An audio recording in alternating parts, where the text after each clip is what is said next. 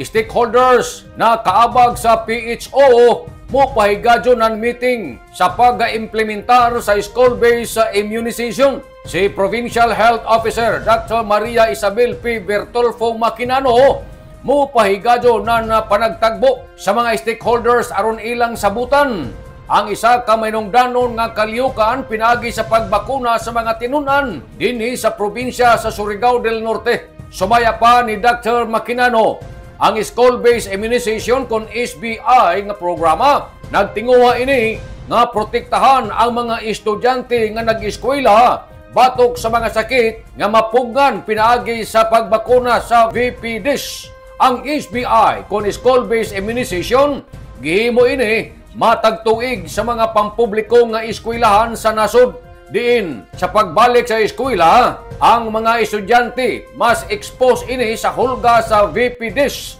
Busa, importante karadyaw laong ni Dr. Maquinano nga mopahigayon gajud ang paghatag ng immunization services aron nga malikadyan ang mga potensyal nga krisis sa panlawas o mga epidemya.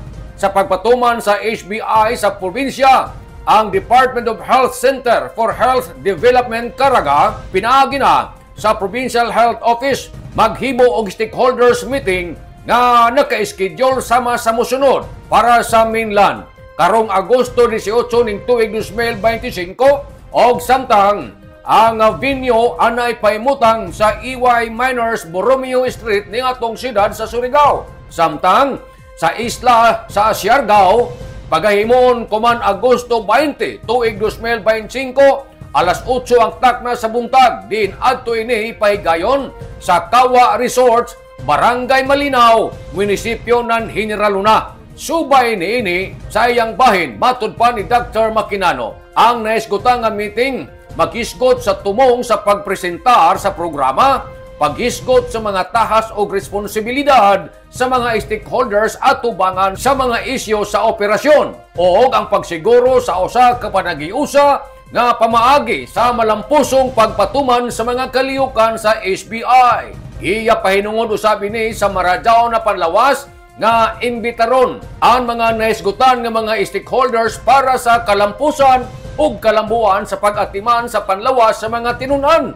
Ang partisipasyon importante karadyaw para sa malampusong koordinasyon o implementasyon nga kini nga importante nga inisyatiba sa panlawas ng publiko. May numduman ang programa sa maradyaw na panlawas daon ini sa pinakauna sa listahan ni Provincial Governor Lyndon Barbers sa RLSB 2.0 sa 10-point development agenda. Nanukad gikan diri sa Kapitolyo, ini si Marek Senaros Marconsim Vlogs, Mario Conali sa Murlan Mulaong. Salamat, maradyaw na adlaw, natong tanan.